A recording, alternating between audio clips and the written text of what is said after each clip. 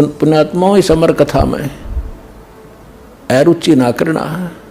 असंख्यों युगों के बाद तुम्हारा बिल्ली के भागों छीका टूटा है, ये इसको छक छक कर खा लो और कल्याण करा। गीता अध्याय नंबर 17 के श्लोक नंबर 23 में बताया है कि 3 मंत्र का जाप है उस जल को पाने का। ये मंत्र है उस सच्चिदानंद घन ब्रह्म के पाने का। ये सभी मंत्रों की हमने साधना करनी है, तब पूज्य वस्तु सच्चिदानंद घन ब्रह्म यानी पूर्ण परमात्मा प्राप्त होगा। ये है विधि।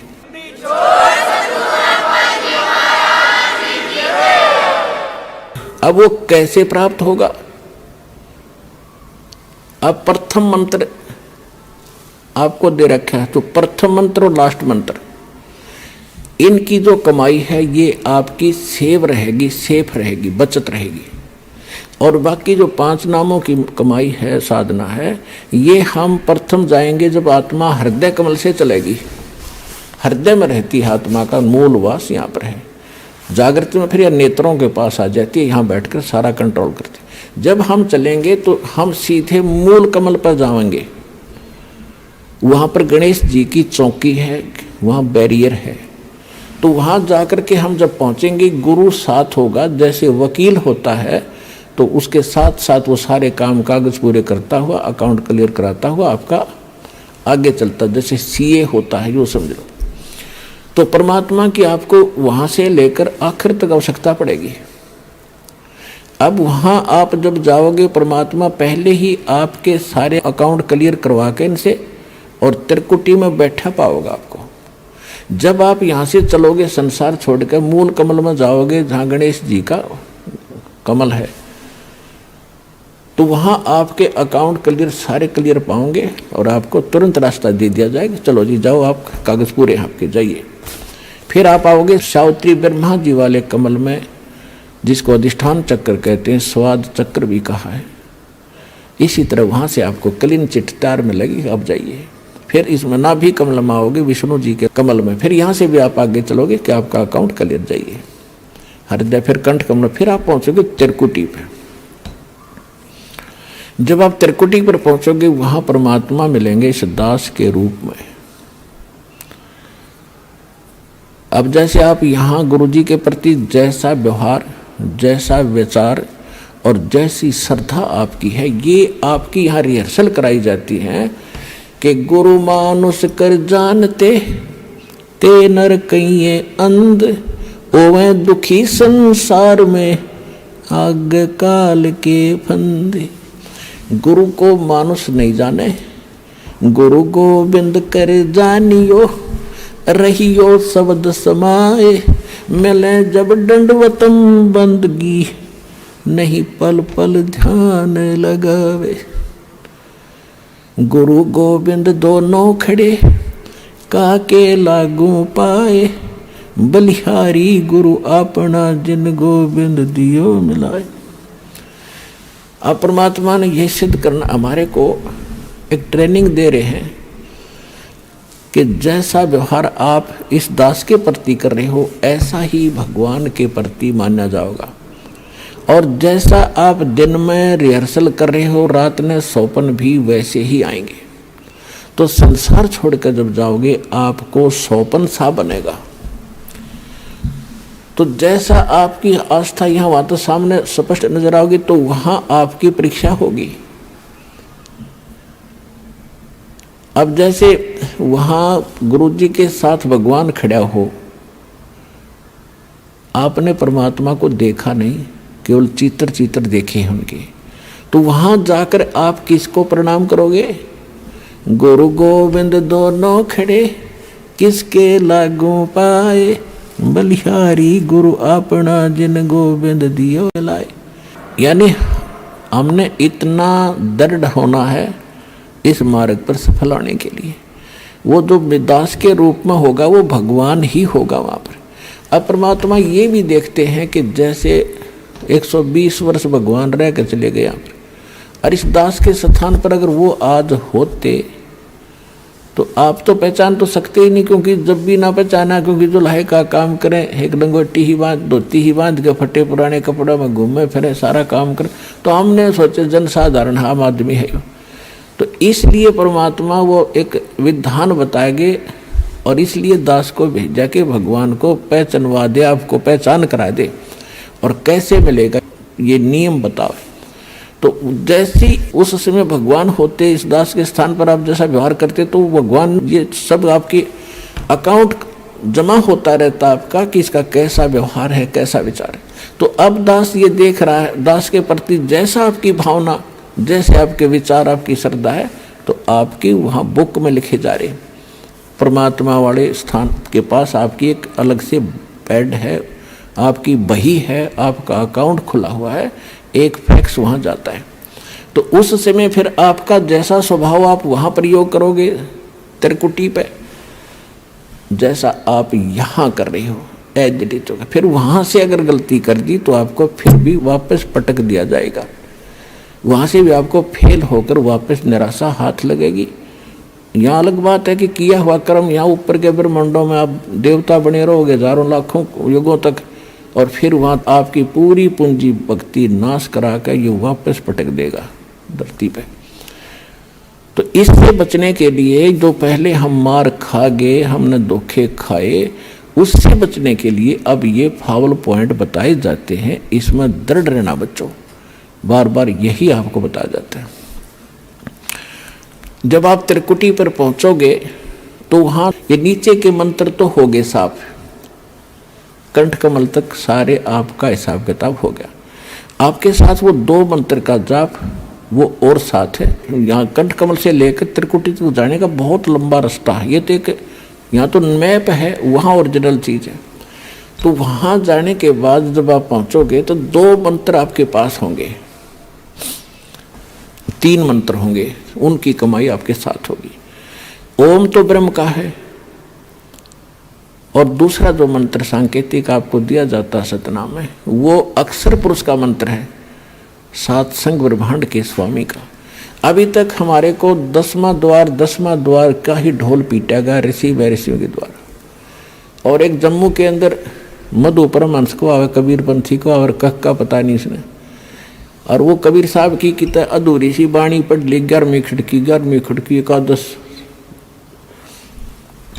और वो छाती कुट्या करता ने कहा था मेरे जैसा किसी के पास ज्ञान नहीं, इस ब्रह्मांड में जो वस्तु है मेरे पास नहीं, और 11वां द्वार पा गया, 11वां द्वार इसे किसी ने बताया नहीं। कमाल के आदमी है। ये तो कबीर सागर में लिखा है, आपने पढ़ लिया तो कला टूट गया। भक्ति आपके पास नहीं, ज्ञान तुम्हारे पास नहीं, जबकि कबीर साहब ने तो 12वां द्वार बताया है, 11वां नहीं है। 11वां देश अक्षर पुरुष के लोक में जाता है, इसने उसका भी ना पता, वो सुन रखी है 11वां द्वार एकादश खिड़की लगी। अब क्या है, जो ओम नाम के जाप का कमाई है वो वहाँ त्रिकुटी पर अकाउंट करवा दिया जाएगा। धर्मराज के दरबार में जाएंगे, परमात्मा आपके साथ होगा इस दास के रूप में, और उनसे कहेगा भाई इसका हिसाब करो। गीता अध्याय नंबर 18 के श्लोक नंबर 66 में आपका विधान है, क्योंकि वहाँ जैसे वकील बताते हैं जजों के सामने जी ऐसा सा उस धारा में ऐसा लिखा है, ऐसा लिखा है, ये खरा उतरता है, तो जज उसको स्वीकार करता है। तो जाते ही अब जैसे कबीर साहब के एक शब्द है, कर ले गुरु वकील मुकदमा भारी है, भाई कर लो गुरु वकील मुकदमा भारी है। तो गुरु एक वकील का भी काम करेगा आपका। तो वहाँ जाकर के भगवान होंगे इस दास के रूप में, और वहाँ उनको कहेंगे जी आपके विधान में लिखा है गीता अध्याय नंबर 18 के श्लोक नंबर 66 में, सर्वधर्मान परित्यज्य माम एकम शरणम व्रज अहम तवा सर्व पापे भयमोक्षामि मा शुच। इसका अर्थ इन्होंने गलत कर रखा आज तक के अनुवादकर्ताओं ने। इन्होंने क्या कर दिया, श्री कृष्ण जी कह रहा है कि श्री कृष्ण मान रही थी तो कि तू सब धर्मों की सब पूजाओं को छोड़कर एक मेरी शरण में आ जा, फिर मैं तुझे सब पापों से मुक्त कर दूंगा। गीता अध्याय नंबर 2 के श्लोक नंबर 7 में अर्जुन पहले ही कह रहा है कि मैं आपकी शरण हूँ, आपका दास हूँ, मेरी बुद्धि अब काम नहीं कर रही, मैं युद्ध करूँ कि ना करूँ, मुझे सीधा मार्ग बता दो, आप मेरे गुरु, मैं आपका शिष्य हूँ। अर्जुन तो पहले उसकी शरण में था, ये सट्टे मारे तो कई नकल तो थी नहीं इनमें। गीता अध्याय नंबर 18 के श्लोक नंबर 66 का जो अर्थ है, गीता ज्ञान दाता कहता है, अपने आत्माओं दास का उद्देश्य ये केवल राम कथा सुनाना नहीं है, आपको विद्वान बनाना है ताकि आप मार ना खा जाओ, भविष्य में फिर काम ना बिगड़ जाए। और बहुत आसान तरीके से आपको समझाया जा सकता है, 1 बार 2 बार 100 बार बताऊंगा, अपने आप हृदय में समा जाएगी आपके। इस झूठ को हमने लाखों बार सुन लिया तो सच्ची होगी, सत्य को भी सैकड़ों बार सुनोगे अपने आप, सत्य तो है ही सत्य, या तो ऐसा जगह बना देगी फिर कोई टस से मस नहीं कर सकता। गीता अध्याय नंबर 18 के श्लोक नंबर 62 में इसने कह दिया, अर्जुन तू सर्वभाव से उस परमेश्वर की शरण में जा, उसकी कृपा से तू परम शांति को, सनातन परम धाम को प्राप्त होगा। अपने विषय में 8वें अध्याय के 5 और 7 में कह दिया कि मेरी शरण में रहना है तो मेरा 8वें अध्याय के 13वां श्लोक में मंत्र बता दिया, ओम नाम का जाप है, इसको कर, युद्ध भी कर, मेरी शरण में रहेगा तो जन्म मृत्यु तेरी भी होगी मेरी भी होगी। अब ये 18वां अध्याय है, लास्ट अध्याय है, लास्ट ये मंत्र चल रहे हैं, अंतिम मंत्र, अंतिम अध्याय गीता अध्याय नंबर 18 के श्लोक नंबर 62 में उसने कहा। अब 63 में वो कहता है कि अर्जुन इब तू सोच विचार कर ले, जो मैंने गुप्त से गुप्त ज्ञान आज तक किसी को नहीं बताया वो तेरे को बता दिया। ये गीता का जो ज्ञान है ये अति रहस्य युक्त था, यो आज मैंने तेरे को बताया था, कभी पहले बताया था सूर्य को, और आज मैं तुझे बता रहा हूँ। सूर्य ये आग का गोला नहीं, एक देव है अलग से, जैसे बिजली महकमे का बिजली का अफसर होते हैं, मंत्री होते हैं ऐसे। तो कहता है ये गुप्त से गुप्त ज्ञान मैंने तुझे बता दिया, अब तूने जैसा अच्छा लगे वैसा कर ले। 18वें अध्याय के 64वें श्लोक में कहा कि एक और गुप्त बता देता हूं कि जिसके विषय में 18वें अध्याय के 62वें श्लोक में मैंने कहा कि उसकी शरण में जा, वो मेरा भी पूज्य देव है, इष्ट देव है। ये तेरे हित में बता रहा। 18वें अध्याय के फिर 65वें श्लोक में कहता है कि अर्जुन यदि तूने मेरी शरण में आना है तो मुझे नमस्कार कर, मेरा भक्त बन, चिंता ना कर, तो मुझे ही प्राप्त होगा।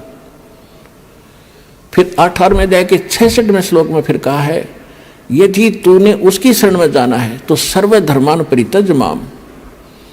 18वें अध्याय के 66वें श्लोक में कहा है कि आपने 18वें अध्याय के 62वें में जिसके बारे में मैंने कहा श्लोक में, उसकी शरण में जाना है, सदा जन्म मृत्यु से रहित हो जाना है, कंप्लीट आपने पीस चाहिए, संपूर्ण शांति चाहता है, तो मेरे सतर की 18वें अध्याय के 66वें श्लोक में कहता है सर्व धर्मान परित्यज माम, मेरे सतर की जो पूजाएं हैं, इसके सतर की कौन सी पूजाएं हैं, ये 500 यज्ञ करते हैं, ओम नाम का जाप आज आप श्वास से जो जाप करते हैं, ये उसके सतर की, ब्रह्म के सतर की भक्ति पूजाएं हैं, ये मुझे छोड़ दे, मुझे दे दे। और एकम शरणम व्रज, एकम माने जिसके बराबर दूसरा नहीं है, वो सर्वशक्तिमान। गीता अध्याय नंबर 15 के श्लोक नंबर 17 में जिसके विषय में कहा है, उत्तम पुरुषत्व अन्य परमात्मा इति उदाहरते, यह लोक धर्म अविश्य विवर्ती अवैश्वर। अब यहाँ पुण्यात्माओं एक 15वें अध्याय के 18वें श्लोक में ये विचलित कर देते हैं कुछ भ्रमित नकली संत गुरु। वो कहते हैं कि गीता अध्याय नंबर 15 के श्लोक नंबर 18 के बारे में रामपाल नहीं बोलता, अब उसके बारे में बोलने का विषय जब आए तभी बोला जाता है। उसमें क्या बताया है, गीता अध्याय नंबर 15 के श्लोक नंबर 16 में इन्हें स्पष्ट कर दिया है कि सरपुरुष और अक्षर पुरुष ये दो पुरुष हैं, और ये इन दोनों के अंतर्गत जितने प्राणी हैं वो नाशवान हैं, और ये स्वयं भी नाशवान है, आत्मा किसी की मरती नहीं। उसने स्पष्ट कर दिया 15वें अध्याय के 70वें श्लोक में कि वो पुरुषोत्तम तो कोई और है, उत्तम पुरुष कहो चाहे पुरुषोत्तम कहो। अब 15वें अध्याय के 18वें श्लोक में ये कहा है कि लोक वेद के आधार से, लोक वेद माने दंत कथा सुनी सुनाई, जैसे लोक वेद हम सुना करते, राम कृष्ण ब्रह्मा विष्णु महेश के कोई माता पिता नहीं, अजरो अमर है, सर्वेश्वर हैं, सारे ब्रह्मांडों के रचने वाले हैं, फलानी पूजा कर लो, श्राद्ध निकाल लो, भूत पूजा कर लो। तो ये था लोक वेद दंत कथा जो शास्त्र प्रमाणित नहीं था। तो इसी ऐसे ज्ञान को लोक वेद कहते हैं। कबीर साहब हमें उदाहरण देते हैं कि पीछे लग गया जाऊं था मैं लोक वेद के साथ, रस्ते में सतगुरु मिल गए, दीपक दे दिया हाथ। तो लोक वेद माने दंत कथा के आधार से जो साधना करते हुए हम भटक रहे थे, उसमें कोई सतगुरु मिल गया, उसने सत साधना रूपी और सही नाम ज्ञान रूपी एक दीपक दे दिया, टॉर्च दे दी। उसकी रोशनी में हम गड्ढों में, झाड़ जंखाड़ों में नहीं गिरेंगे, सीधा रास्ता पकड़ के निकल जाएंगे।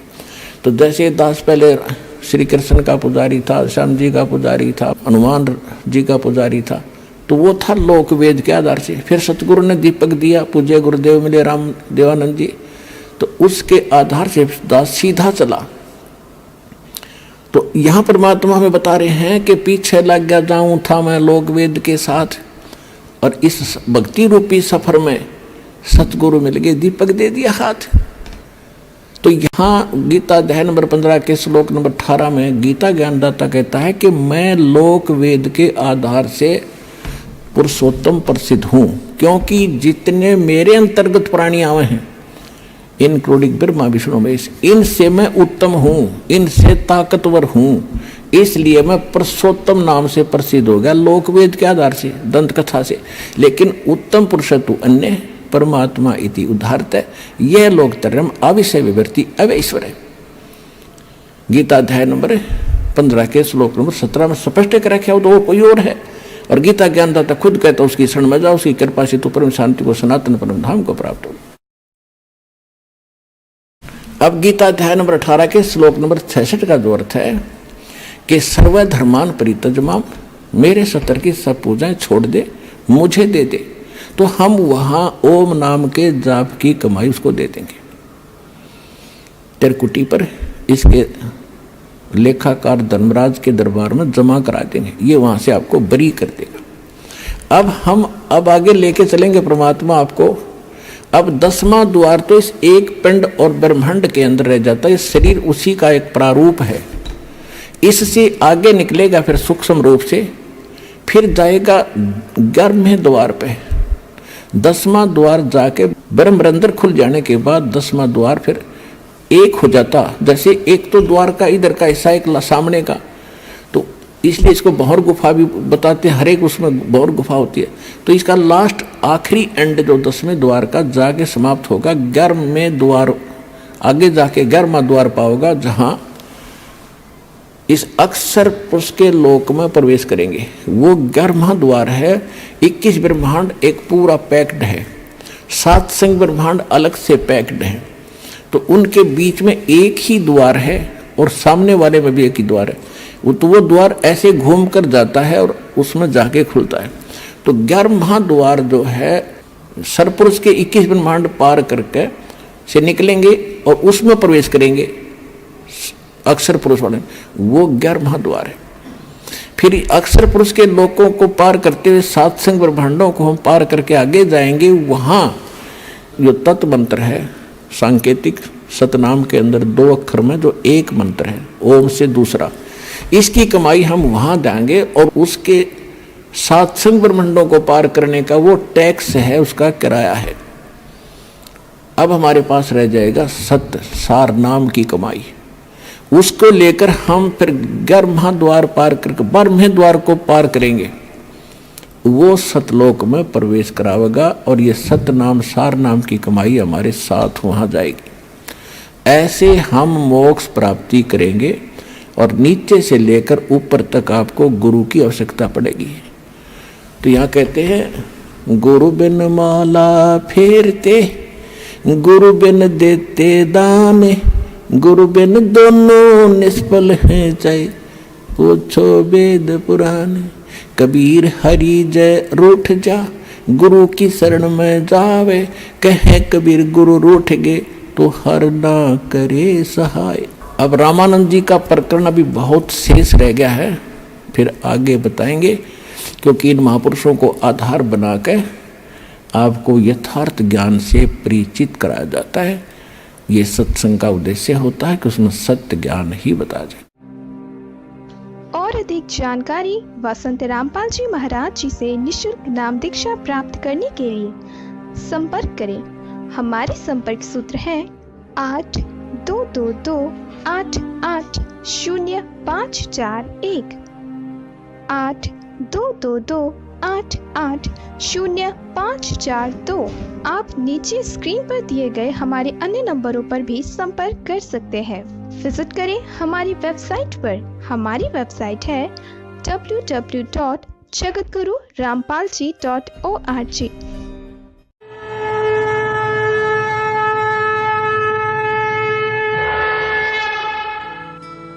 इस वीडियो के बारे में अपनी राय नीचे कमेंट सेक्शन में हमें बताएं और अपने दोस्तों के साथ ये वीडियो शेयर करना ना भूलें।